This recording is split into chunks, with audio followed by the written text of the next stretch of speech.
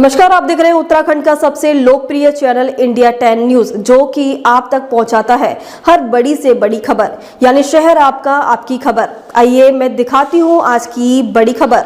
ग्राम कर्णपुर से प्रधान पद के लिए हरिओम सुधा ठोकेंगे अपनी दावेदारी। जसपुर कर्णपुर उत्तराखंड प्रदेश में पंचायत चुनाव शीघ्र होने वाले हैं।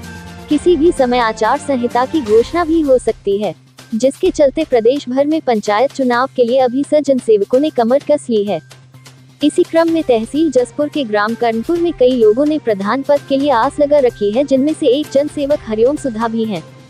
नौजवान हरिओम सुधा पेशे से सीनियर अकाउंटेंट है और गांव के सर्वांगीण विकास के लिए बीड़ा उठाए हुए हैं। ज्ञात रहे, ग्राम कर्णपुर क्षेत्र लगभग 1500 वोटों पर आधारित है और यहाँ विकास की बाह जोए हुए हैं। हरिओम सुधा को अनेकों बुद्धिजीवियों, समाज सेवियों एवं विभिन्न संगठनों का आशीर्वाद प्राप्त है।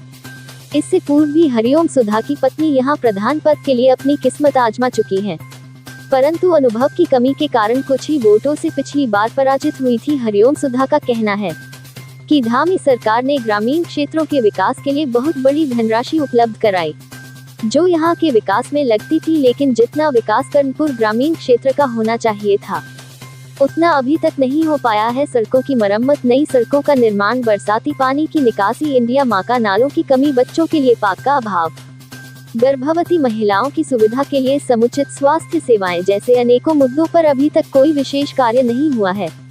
हरिओम सुधा ने कहा कि उनकी प्रथम प्राथमिकता इन्हीं सब मुद्दों पर होगी। अभी चुनावी समर काफी दूर है। अनेकों प्रत्याशी प्रधान पद की उम्मीदवारी पर अपना दावा ठोकेंगे। प्रत्याशी अपना कितना दमखम दिखता है, ये देखना बाकी है। काशीपुर से सह संपादक जुगनू खान की रिपोर्ट। पहले तो आप लोगों का बहुत बहुत धन्यवाद, आप लोग यहाँ आए, तो जिस कारण से हमारी बातें जो हैं, हमारी समस्याएं हैं जो जनता तक पहुँच पाती हैं, वो एक आप लोगों के थ्रू पहुँच पाती हैं।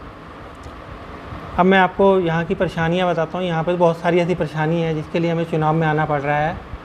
गांव में बहुत सारी समस्याएं, जैसे पानी की निकासी की मेन समस्या होती है, और लोगों की पेंशन की समस्या होती है, राशन कार्ड की समस्या है, शौचालय की समस्या है, और साफ़ सफाई की समस्या है।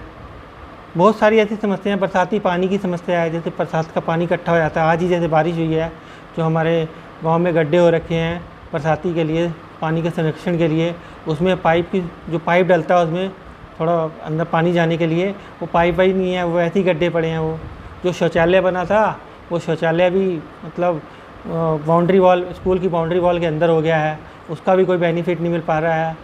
कुछ नल बने थे, नल भी ख़राब हो रखे हैं। ऐसे बहुत सारे काम हैं जो जिनको सही कराने के लिए हमें इस चुनावी में आना पड़ रहा है।